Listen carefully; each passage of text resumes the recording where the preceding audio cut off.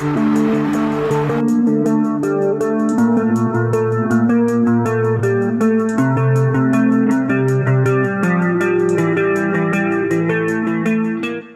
February of 2020. The world seems like it's about to end. The US and Iran seem about ready to start World War III. Australia is burning to the ground. Venice, Italy is struggling to stay afloat. It doesn't really seem like things could get a whole lot worse. The coronavirus outbreak declared a global pandemic. We'll be suspending all travel from Europe. NBA is suspending the season. March 2020. The entire world is shut down. All non-essential workers are required to work from home. People are raiding stores for emergency supplies. In the stock market, the Dow Jones just dropped 3,000 points in less than 2 weeks, while the S&P 500 dropped 12% in a single day. Not to mention all the airlines and hotel chains that will be going bankrupt as a result of nobody being able to travel. This is peak fear. This is peak uncertainty. Nobody knows what's going on. April 2020. Federal Reserve Chair Jerome Powell prints $2 trillion to fund the CARES Act. This money printing comes at the perfect time, as the NASDAQ bottomed the day before these measures were announced. The Federal Reserve is also printing another $484 billion for the Paycheck Protection and Healthcare Enhancement Act. This will serve as the basis for the economic rebound to come, as well as accessible tests available to anyone concerned. May 2020. The House passes another round of stimulus, worth over $3 trillion. Known as the HEROES Act, it will hand out $1,200 stimulus checks to every eligible American and allow them to spend it on whatever they need. July 2020. Congress approves the HEALS Act. This act allocates an additional $1 trillion to healthcare and testing facilities. December 2020.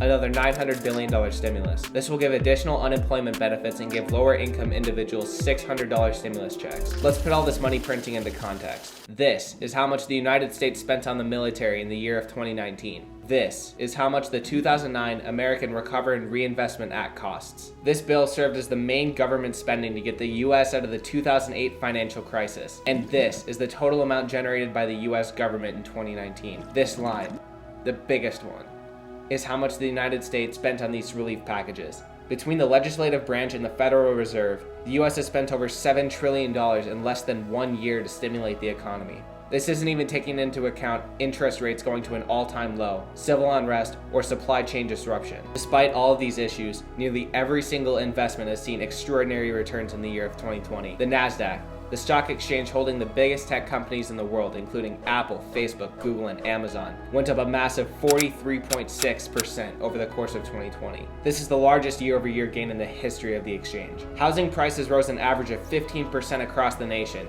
the largest single-year increase since 2005. Crypto also saw a massive increase in value. Bitcoin went from $7,200 to more than $30,000 and hitting a peak close to $64,000 in April of 2021 as of the time of this recording. Prices of everything, including boats, used cars, Pokemon cards, computer parts, and luxury watches, have all skyrocketed in value due partially to all the stimulus in the economy. Fast forward to January of 2021. Investors were making money hand over fist, with almost every single investment class doubling or even tripling in some cases. The future was looking very bright. Then people across the nation started to notice the price of everything around them increase. With the world opening back up again and nations starting to rebuild, we are starting to see the real-world effects of the pandemic on an economic level. Supply chains were stopped completely for months on end, and businesses are still running at losses, only able to keep their doors open due to government stimulus.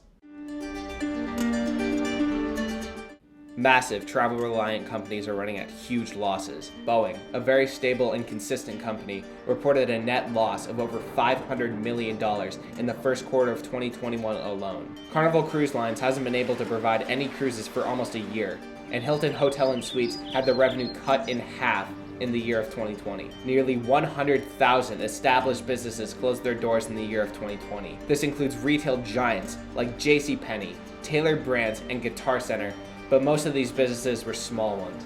Local mom and pop shops who were heavily reliant on foot traffic to pay their rent. Most of these local businesses were the lifeblood of downtowns across the nation. Restaurants, retail stores, and gyms all closing their doors or running at massive losses due to the loss of traffic. The government is doing their best to keep these stores open. More than 650,000 businesses across the nation have accepted PPP loans to keep their businesses alive. These completely forgivable loans are designed to give money to affected shops so they can buy the products needed to run. However, the money from these loans isn't coming out of thin air. It's coming directly from the Federal Reserve and the US government's allocation of funds they don't even have. The cost to acquire the items these businesses make has also risen sharply. This is shown in the Consumer Price Index, or CPI. According to the CPI, prices for these everyday goods rose 4.2% from April of 2020 to April of 2021. This is a massive economic problem that now, more than a year after the world got shut down, we are finally starting to feel the effects of. But there are other factors that cause prices to go up. With all of the non-essential workers required to work from home, most of the people working manual labor jobs were either laid off or put on extended release. Not only does this mean massive job losses for the manufacturing industry, this also means people working in factories weren't producing the goods or products people needed. Materials like lumber, steel, silicone, and even paint had severe supply shortages since the pandemic shut down the world. This makes it more expensive for companies to produce goods we use on an everyday basis. This labor shortage also shut down most companies' manufacturing completely. The price for a manufactured good is generally shown in terms of supply and demand, so when supply goes up, the price goes down. This cost isn't typically absorbed by the businesses who are struggling to stay open, however. This cost is typically passed right down to the consumer who need these goods to function in society. This added cost will typically cause a decrease in demand for the product the business is trying to sell. When the business isn't making as much money as it should, investors start to get worried and sell their shares. This is where the real pain of hyperinflation comes in. Distrust in the US dollar will follow from all this inflation, which will cause businesses to become even less profitable. This process will cause a deadly feedback loop of ever-increasing prices, all because of a break in the supply chain. But where do we go from here? Say you're a resident in a country like Zimbabwe, South Sudan, North Korea, or any other country with runaway inflation. For this example, take the country of Venezuela.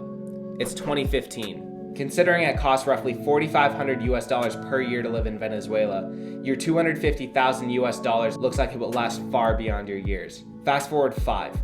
In those 5 years, a new president was elected, your hometown became a war zone, and your new government started printing absurd amounts of money to pay for a war you don't want to be in. Because of this, hyperinflation of your country's native currency happens, causing your bank account to dwindle to an almost absurdly low equivalent of $6.45 in 5 short years. This isn't even the worst case of inflation in history.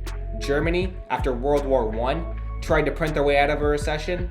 Their currency was used as insulation and toilet paper only a couple of years later. Hungary, after World War II, saw an almost comical monthly inflation rate of 41.9 quadrillion %. Runaway inflation is very possible in first world countries, but most economists don't see it running this far out of control anytime soon. When looking at articles fear-mongering about hyperinflation and the destabilization of our government, it's important to understand context. An inflation rate of 3, 4, or even 5% per year isn't anything out of the ordinary when looking in the lens of the past 50. It's even gotten as high as 13% per year in 1979. The important thing to take away from this video is to make sure not to panic when you start to hear about recession, sell-off, or hyperinflation. Just keep buying into the markets, and eventually, your bravery will pay for itself many times over.